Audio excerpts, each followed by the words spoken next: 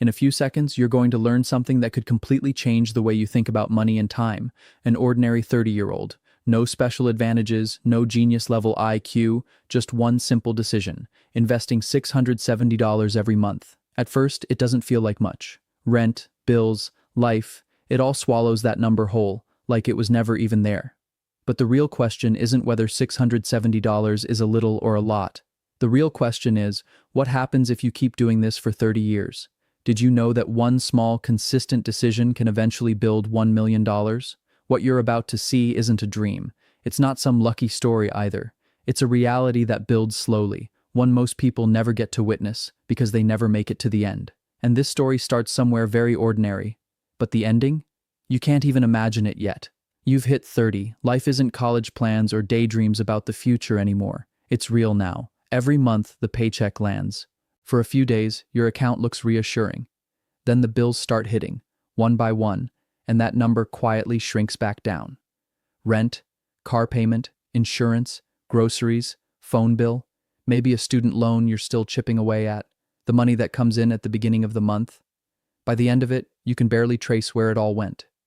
That's exactly why when someone says, invest $670 a month, your first reaction isn't excitement, it's discomfort.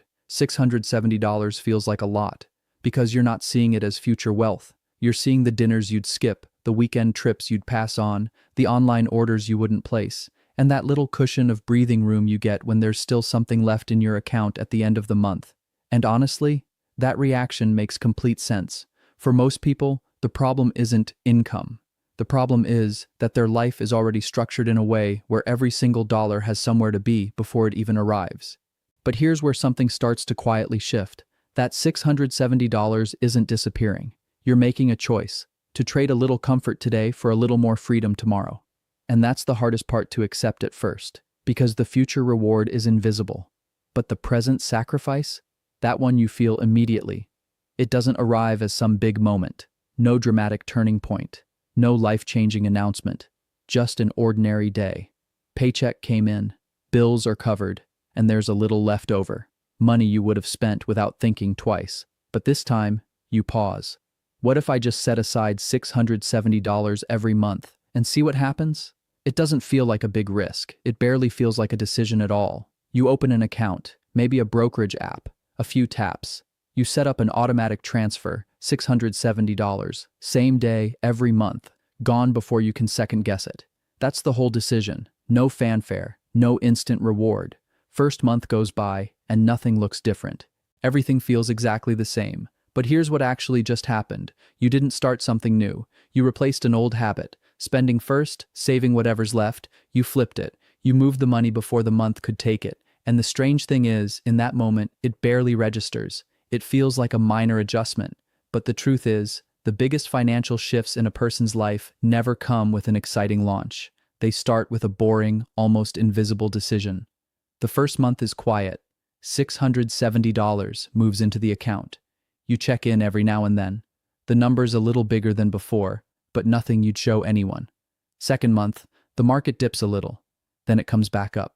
By the third month, you do the math. You've put in over $2,000. But the account doesn't look like anything significant happened. And that's when the question creeps in. After all this, is it actually worth it? That question is completely normal. Because there's no reward to point to. You haven't lost weight. You haven't learned a new skill. You can't see a single visible change in your life. You're just moving money from one place to another. And this is exactly when the most dangerous habit kicks in. Comparison, a nice dinner out, a quick weekend trip, a new gadget you've been eyeing. Suddenly that $670 starts to look like it would have been more useful right now. And the truth is, most people stop here for one reason. Consistency is the hardest part, because consistency isn't motivation. Consistency means keep going when there's nothing to show for it yet. No excitement at this stage. No applause. Just a quiet system running in the background. And because the results are still invisible, a lot of people decide, maybe this just isn't for them. At this point, the story stops being about money. It becomes a mental battle. 3 months in. Almost 6. And from the outside, nothing has changed. There's a number sitting in that account, but it's not moving the needle on your actual life. Meanwhile, life keeps happening. Friends making plans, new phones dropping, unexpected expenses, small wants showing up every single day, and every time you say no, it feels like you're missing out. That's when the most dangerous thought shows up. Maybe this isn't working. One sentence. And it's ended more financial journeys than any market crash ever has. Because the issue here isn't intelligence. You're not doing anything wrong. The strategy is sound. The math checks out. But something is slowly wearing down. Patience.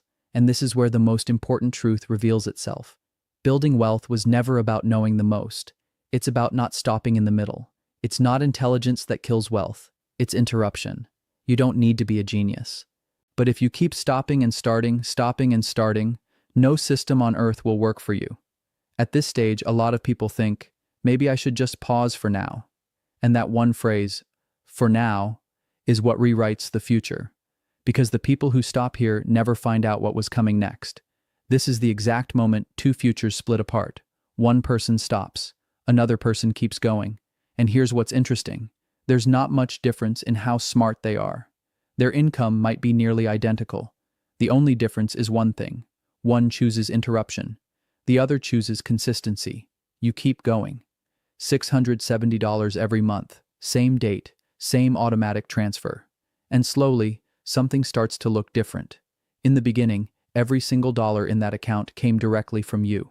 That's not entirely true anymore. Some of the growth is coming from the market itself. The number is still small, but it matters. Because for the first time, the account doesn't feel like just a pile of money you stacked up manually. It starts to feel like something that's working, even when you're not. This is the first real, tangible feeling of compounding. Not dramatic, not overnight. You don't suddenly get rich, but you start to understand something. The system is working. And right here, the most important truth becomes undeniable. Compounding doesn't require confidence. It requires no interruption. You didn't predict the market. You didn't nail the perfect timing. You just stayed in long enough for compounding to start doing its job.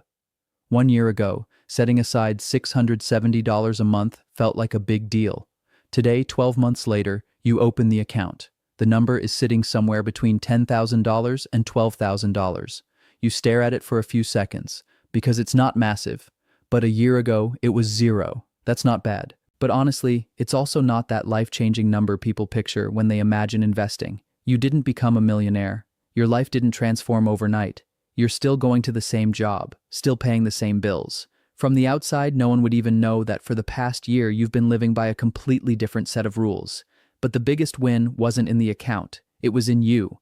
You started, and you didn't stop. And the most surprising part?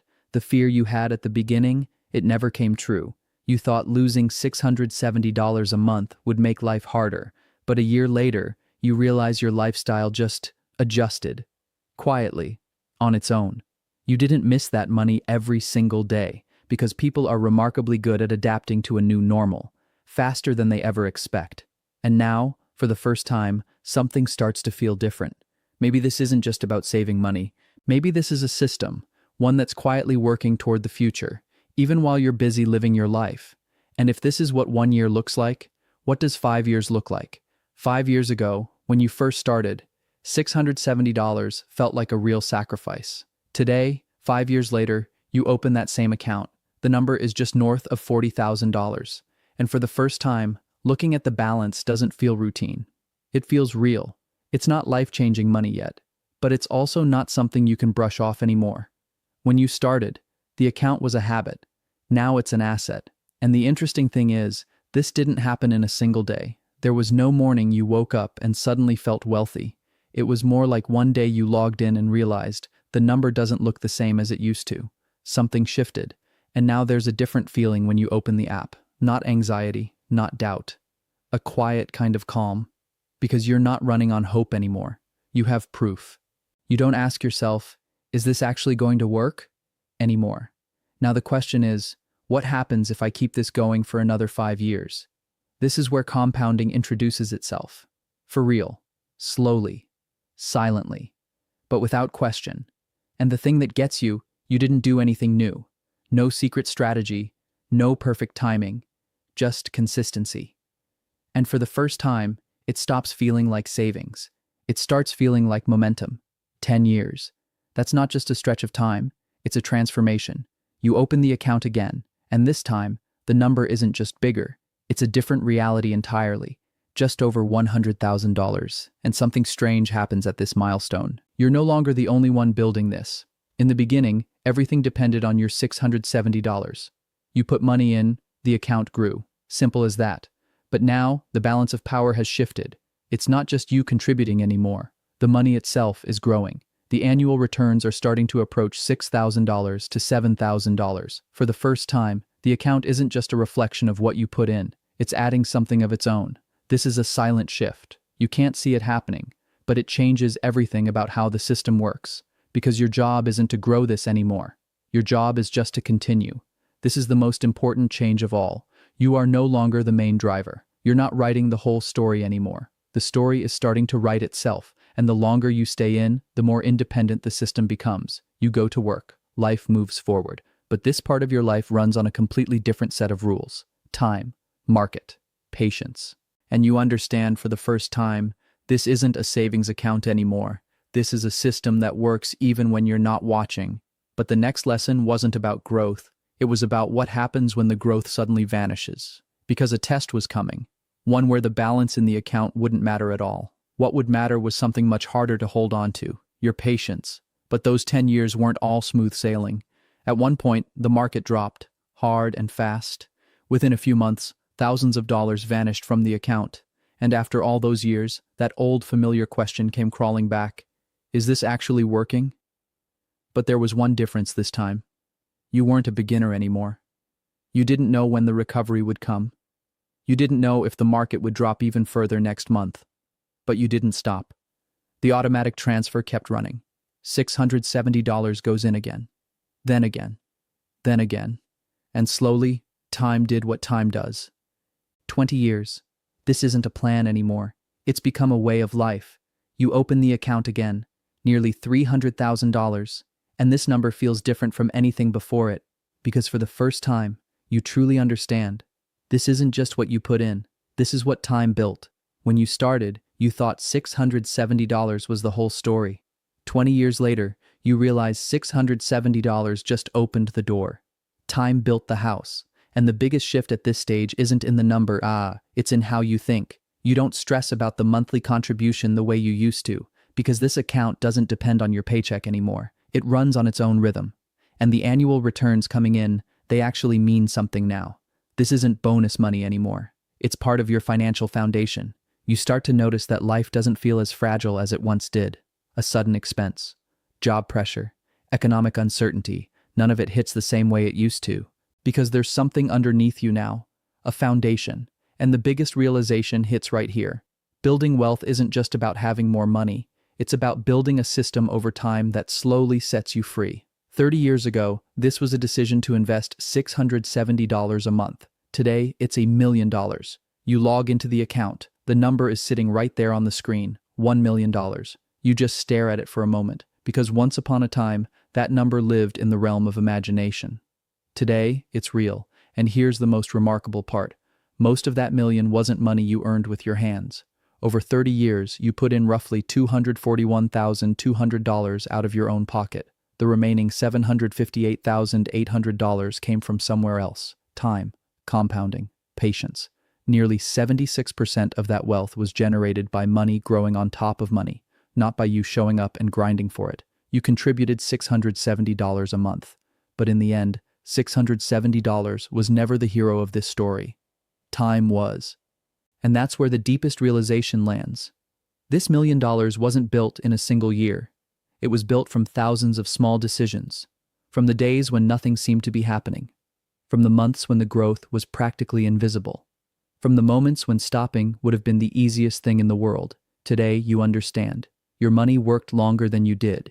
You didn't grind every single day for this million, but your money did, year after year, quietly, even when you were busy living your life. Now let's ask a different question. Same person, same income, same $670 every month. But this time, they didn't start at 30. They waited 5 more years. I'll start next year. Once things settle down a bit. I've got too many expenses right now. The reasons sound reasonable. They always do. So they start at 35. Same plan, same consistency, same market. But the outcome isn't the same, because time has a rule. Start later and your money has less time to work. And in the world of compounding, time is the most valuable asset of all. The cost of that 5-year delay? Nearly $58,000. No one sends you a bill for it. No one shows up at your door and tells you what you lost. But the number is real, and it's permanent. That's what makes delay so dangerous. The cost isn't visible right away. It accumulates slowly, just like compounding does. The only difference is, compounding works for you. Delay works against you. And maybe that's why the most expensive mistake in personal finance isn't a bad investment. Most of the time, it's just waiting. Delay is the most expensive mistake. This story was never really about $670 or $1 million or any specific number. It's a story about time. Maybe you're 25 right now. Then you have something that can't be bought later. Extra time. Maybe you're 30. Then this story was made for you. And if you're somewhere around 35, the story isn't over. Because the most important thing about this entire journey was never the perfect age to start. It was simply starting. So many people spend years waiting for the right moment, until the income is higher, until the debt is gone, until life calms down a little. But the truth is, life rarely hands anyone a perfect moment. And so the most valuable lesson in this entire story might not be hiding in the numbers at all. It's buried in one simple truth. The best time was earlier. The second best time is today, and often the difference between those two is the difference between two completely different futures. Picture the version of you from 30 years from now, sitting right across from you. He's not giving you stock tips, no secret strategy, no hot investment thesis. He just says one thing. You think you still have time. I used to think that too. Then he looks at that $1 million, and he knows this was never a story about money. It was a story about a decision. One small decision, repeated over and over again, month after month, year after year. Even when the motivation was gone, even when there was nothing to show for it. You never found the perfect timing. You never got the perfect market. You just started, and then you didn't stop. Because in the end, the future isn't built for the people who wait. The future is built for the people who begin. Start is the only decision that matters.